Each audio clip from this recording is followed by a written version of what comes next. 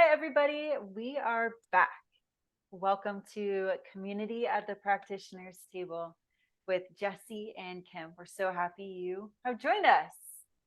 Um, this is a continuation of our last episode on Patanjali Sutra 1.1. Last episode, we went through the sutra. We learned how to pronounce it. And then we broke it down into its meaning based on different interpretations from different people and briefly what we've experienced in our own lives. Today we're going to actually chant the sutra and kind of talk about refresh what chanting is, and then we're going to reflect some of our personal experiences with this sutra on and off the mat. Hi, Miss Kim, how are you doing? Hello, Jesse. Thanks for having me again. Of course. Excited. Me too. So do you want to give us a refresher of chanting? We've talked there, we've gone through different ways of chanting before, just in our own personal communications, and talked about what chanting does for us, maybe on a spiritual meditative level, but also in a physical being level. So do you have any thoughts or anything? Yeah, I think, and just like yoga and just like the seasons of the year and just like most things, it's a spiral, right? We circle back to the conversation. So, I did touch upon this a little bit that, chanting on a psycho-spiritual level offers you a statement, right? Offers you something to hang on to.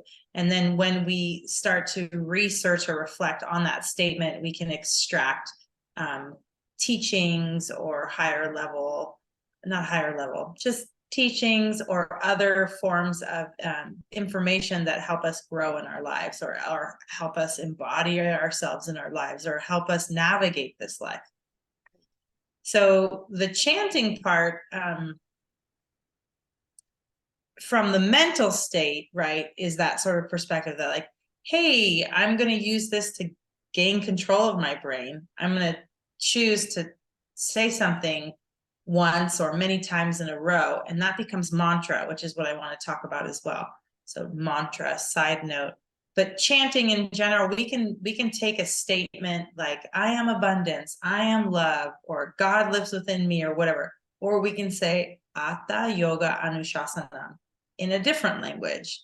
So there's that. So in the West, we grew up knowing that the English language is the global language of this era, right? Of this era. There's maybe 2 or 3 other languages I can think of, Spanish and Cantonese, but English is the language. So in the West, we get to rest back on our laurels and just sort of assume that like everyone needs to learn English.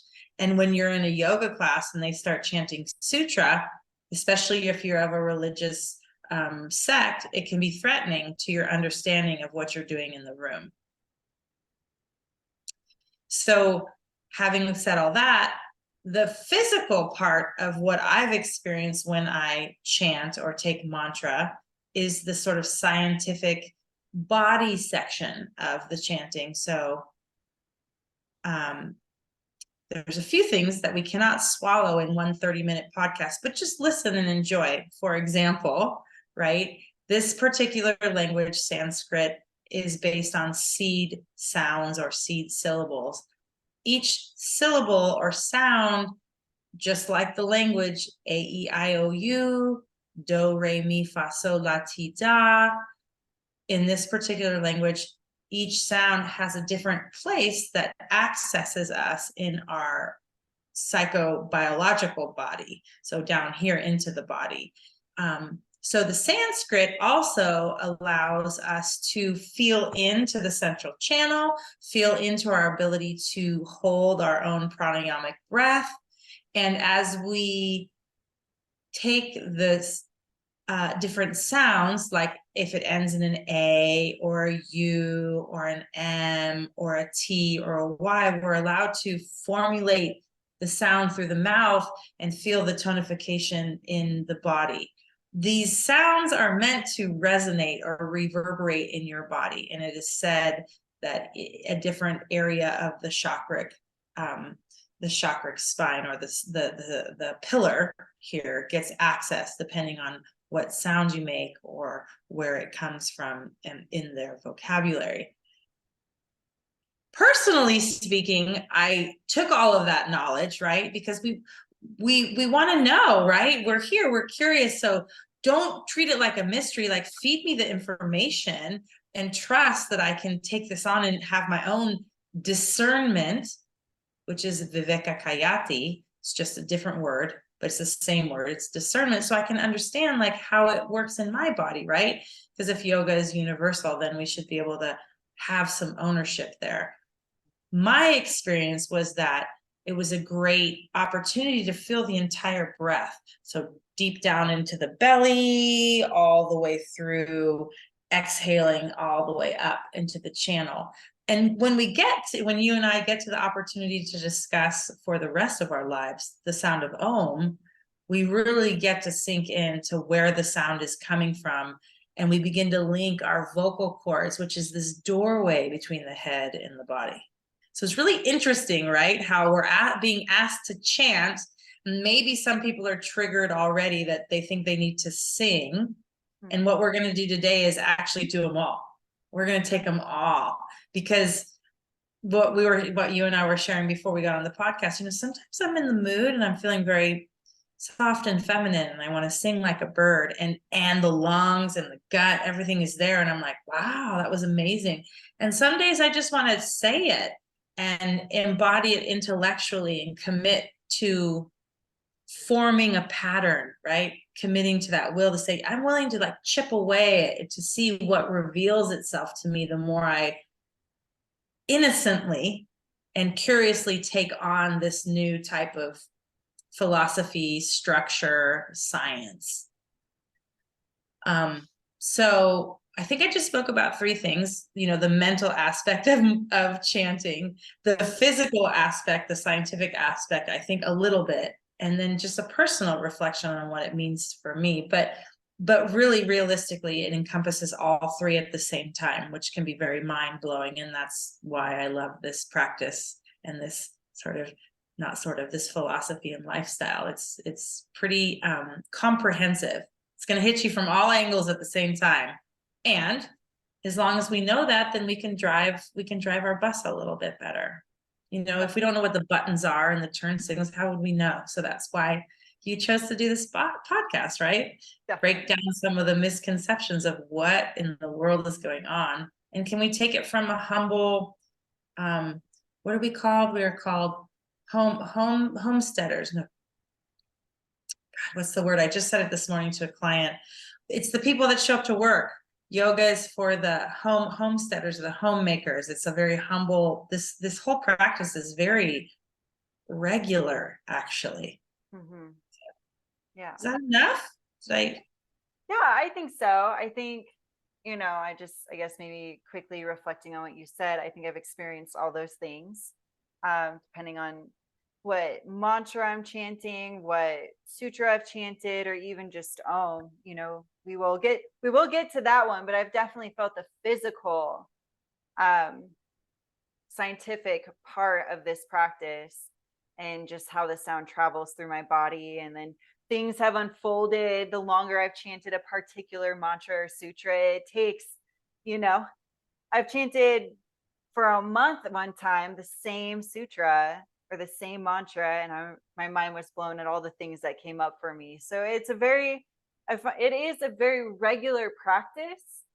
It's very in the sense of like once I do it long enough, it's like eating breakfast, lunch, and dinner, or brushing my teeth. You just get a little dose of insights, and things like that. So I'm really excited to be able to chant with you today. And yeah, thank you so much for saying all that, sharing. Yeah. And you just nail on the head. I'm so glad you're able to reflect and kind of cliff note that for me. It's fun to wonder what I even said when you speak passionately about something that lives in your body. One thing I want to add in before we move on is that you mentioned sutra and you mentioned mantra, Sutra Mantra, la la la la, right? So again, we want to break this down for people in the community because that's the point, right? It's just another language. It's something that in the United States is a little bit more difficult for us to access. So mantra, sutra. And we know that the two, we would call them, what's it, suffix, the endings, right? Not the prefix, but the suffix, the ending sounds like tra, tra. So we know that both of these words have something that links in order to transcend. So the tra, is in order to transcend. So in the sutra, right, su means sewing. So sort of, sorry, I'm going to say that I equated to sewing. My personal experience and the adjective that I'm bringing to the potluck table, right, my little plate, is that it reminds me of sewing. Sewing these phrases together by chanting, and then it becomes mantra. We all know in the West, what's your mantra for the day? Right. So when we're speaking in the yoga context, sometimes a Westerner would be like, what are they talking about? And you're like, well, just take the word and put it in your culture. Oh yeah, we use mantra. So it's a statement.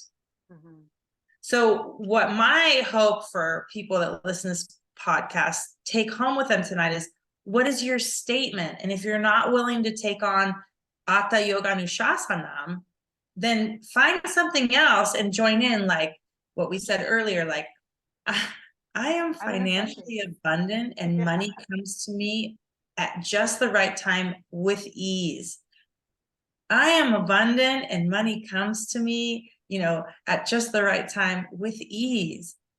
I just made it into a mantra. My sutra was about abundance. I'm linking the word over and over again. I'm sewing the loop.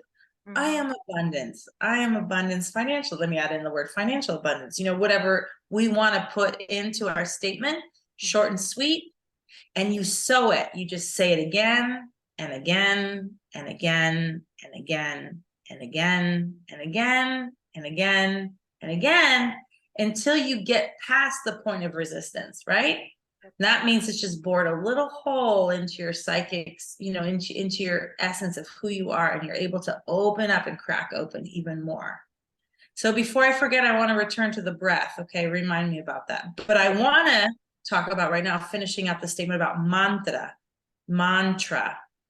So man, mind, tra, in order to transcend. So we are going to chant, whether you have malabis or just with us today, we'll say it a couple times, but we take it in the mind in order to transcend.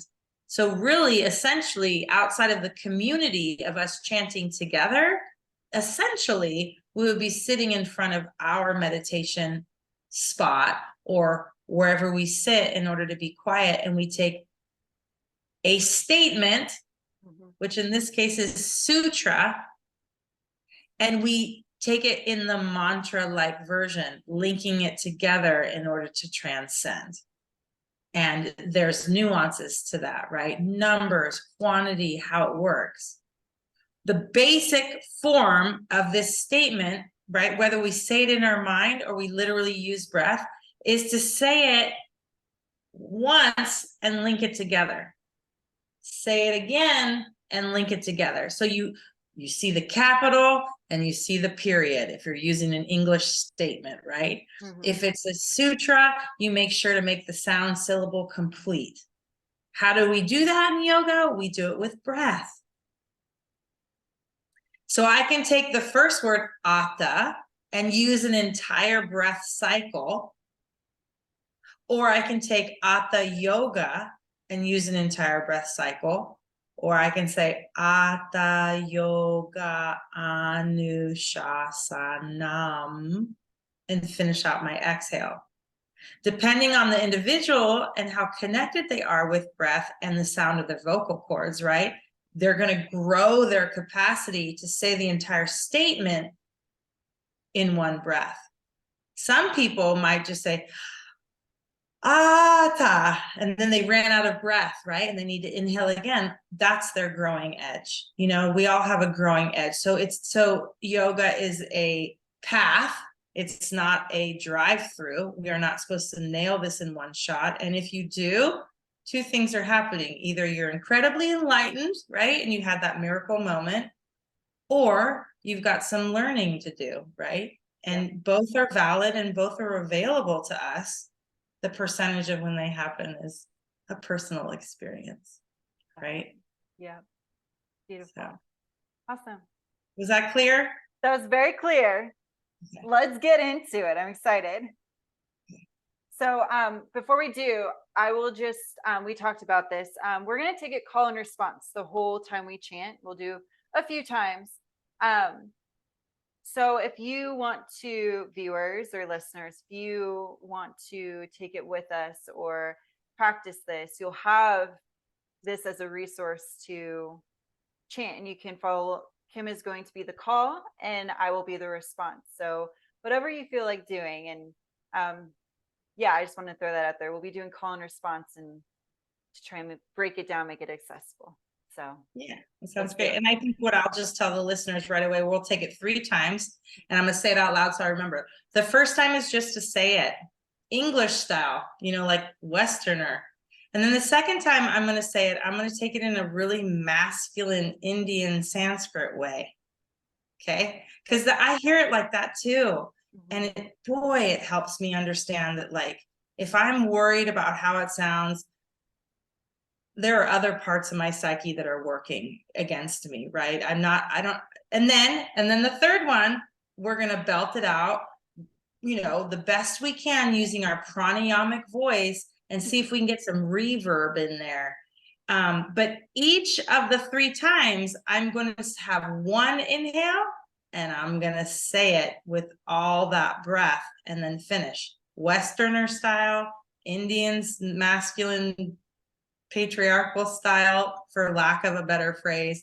And then we'll take that fun, sort of fluffy, beautiful singer version. And I don't know, it might come out perfectly and it might not. And I'm not really worried about that. What I am worried about is feeling what it feels like to have the experience of not only saying it, but committing to breath.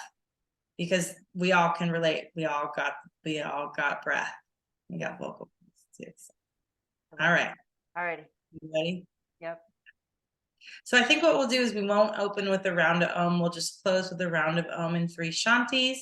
And Om is the primordial sound in the Hindi philosophy. It's like the original sound of birth. It's like the sound of creation. Om. Okay. Yeah. And Shanti 3. Well, I always learned it is peace for me, peace for you, peace for thee, peace for we. Shanti, Shanti, Shanti. So everyone understands. And then, as we know, the phrase was translated last week. Yes. All right. All right. So we'll just exhale here to prepare. We're going to start with the regular Westerner version. Good. And then just inhale through the nostrils. And I'm going to call it out. Atta yoga anushasanam. Atta yoga anushasanam. Good. Next one. Inhale. Atta yoga anushasanam.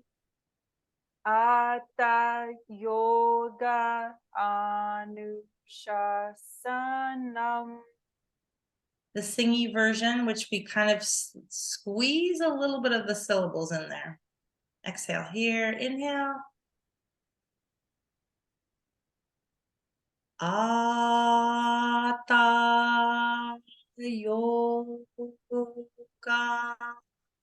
anushasanam. Atta yoga anushasanam. Good. Let's take an Om and 3 Shantis together. Inhale.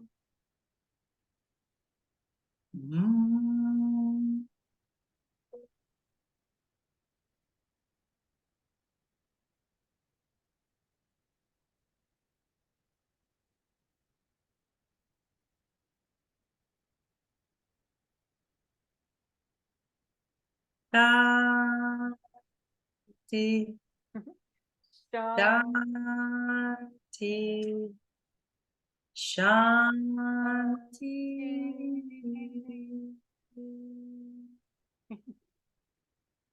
Breath is still going, so I need to keep saying it. Perfect. But that is the point, right? To make Right. sure that we don't rob ourselves of the opportunity to committing to what it is like to empty the lungs of breath. Totally. Yeah. I don't think I did a very well Indian Sanskrit masculine version, but we'll work on it. Yeah, we'll get there. American. Next time we'll just chant a sutra like that. It'll be fine. I thought Again, and what a great example to just kind of let it roll. Like this is the point when we start to take ourselves too seriously. Patanjali will always say we're missing the point. Yeah. So. Right. And that's actually what I was going to say too. It's just, I remember when I first started chanting mantras or sutras in classes that I taught, and I would work myself up so much and be like, I'm going to sound horrible. This is awful. And there is kind of, I don't want to say a learning curve, but an adjustment period to hearing myself chant. I'm not the best singer in the world. I'm quite tone deaf. It wasn't until I did it long enough that I gained the confidence in my own sound and understand that it's ever changing, but also who cares, right? There's this level of who cares. Like the essence is, the medicine or the insights or the body feeling, the whoa, whoa, whoa, that you get from chanting mantra or sutra. It's don't take yourself too seriously because you are missing the point. The ego is loud and proud there, and I almost feel as though if I worry too much about how I sound, or if we take it into like a physical practice, what my posture looks like, am I perfect, or am I breathing properly, or all these things, I'm no longer in the power of now. I'm no longer in the present moment. I'm somewhere else worrying about what other people are thinking of me. And quite frankly, they're not there for me. They're there for them, And I guess it's like a good transition into the latter half of this episode is, our reflections, our experiences of this sutra on and off the mat.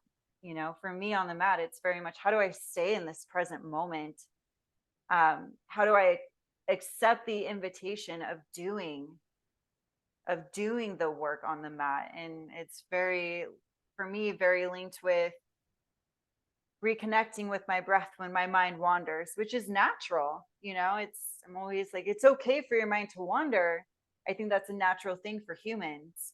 Bring it back with breath. Bring it back with your eye gaze. Look at my, for me, it's like, look at my knees so my eyes aren't wandering around the room as I'm in downward facing dog, or looking over at my partner and seeing whatever there is to see. It is still a conscious effort to bring myself back into the moment with my body and my breath and my eye gaze. And I use those tools to bring my mind back. Well, that's what they are, Jesse. That's what they are. They're tools. They're not this like far away goal that we're supposed to achieve and then be different human beings.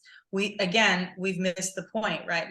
Patanjali in the Yogic Sutra, this philosophical text for the 8 limbs of yoga, in that book, he says we're constantly missing the point, and so that's why there are so many tools or rules or way, because they're using the science of the human body, the sack that we're in. They're saying that they understand what tratak gazing is, that when you keep your eyes focused on something, it shifts the consciousness and the chemistry of your brain. And when we're breathing deeply, we actually unwind the spindles of our nervous system and our musculoskeletal tension. So there is all these cool, amazing, like grounding facts into what we're doing, and we need to use them. And then he also states how many there's like 4 chapters in this book, and I think there's like 248 lines in all 4 chapters, and I think there's only 3 or 4 lines that talk about the actual Practice. yogic postures. The rest of it is about the contents in our mind. So it's like we have such an opportunity to just use the bits that we have of yoga to just be able to access so much more. And so you had a question though about being on the mat and what's off the mat. Didn't you have a question? Yeah. So, in context of Sutra 1.1, I guess, the question is what is your experience, or how have you experienced this sutra on and off the mat? How has it worked for you? Or, it's, I think in our conversations we've had, it's like Atha Yona Anushasana. Welcome to the present moment. You get to start again. We've gone over that too in our own personal studies together when relating to our life off the mat or on the mat. So I guess, what is that for you? How does that look like for you?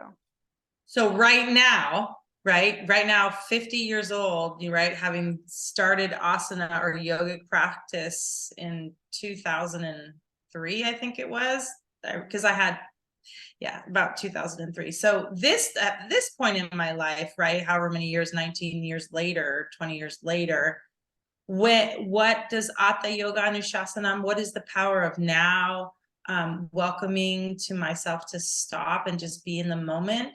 On the mat, it's pretty easy most days. Because I need to access my experience through my tissue. It's really easy for me to do asana. That's why you and I make this great like oil and vinegar experience, right? Like I do too much asana and I have to relax and meditate, which is really hard for me. I'll let you speak for yourself, right? And describe how it is for you. So the mat actually brings me into the moment. It actually is my active meditation. It is the juice that reminds me of like, oh, there I am, outside of all the other things that push and pull us in our life. So it allows me to slow down to the pace of my breath. My breath over the course of years has gotten longer. So it makes it longer. So it's very helpful. When I'm off the mat, I have to remind myself, when we lose consciousness of them, I have to remind myself of who I am and how many years I've studied yoga and so I have to reset myself, honestly, like, oh no, you have all the tools necessary to decide how you want to react in this moment. And whether it's a physical breath or it's a yogic philosophical text or it's a connection with my most recent studies, I am having to remind myself to come back in the moment off the mat. And that's why yoga is so important for me in my life, because it helps me form a balance in between the system that we are birthed into and the era that we're living in, and also remembering the longevity of my soul, right? And who is encompassing this body at this time in life. So that's how this sutra kind of plays itself out for me. And also, just like in an AA meeting, one day at a time, one practice at a time, one breath at a time, so. Yeah, definitely. I feel similar in some different ways, on the mat. It's, I think for me, it's always first and foremost consistency, right? The invitation to be in the present moment consistently. I do lean more towards the mantra and the slower paced meditative style of, I think, physical practice, but also just yoga. I could sit on my mat for a really long time and just sit there. And breathe all the breaths and then come back and daydream, and then breathe all the breaths, like come back to it, and but in the physical posture, the asana sense, asana is physical posture. I have to constantly bring myself back to the moment, to myself, when I'm stretching my legs in a downward facing dog. That is still so hard for me to do. And there was a time I could not do it without bending the posture, without bending my knees. And it was so stressful. And then all the stories happened in my mind.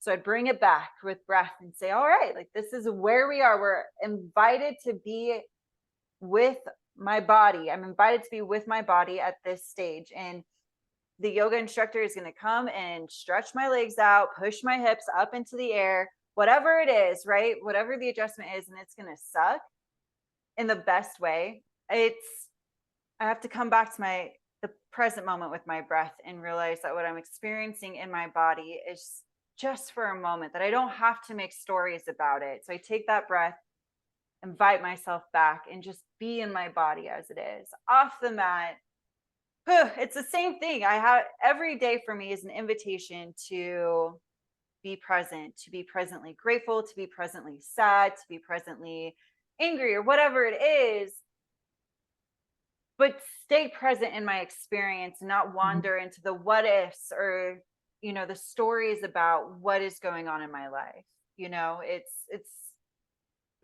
such a fast-paced time we live in, and there's so much information we're fed and given, and also so many experiences we go through in a life that contribute to how we operate and the stories we tell ourselves and our interactions with ourselves and our relationships, and so it is, again, using that breath or using that pause, finding the invitation to be present and responsible for myself, and my experiences and all this stuff. And Yeah. it is forever work. I will tell you what, it is an all day, every day thing that I do So take breaks from. can we add on here in a new color? We could put self accountability. I mean, Yeah. come on. Wouldn't it be a little good one? Self accountability or self curiosity. Yeah.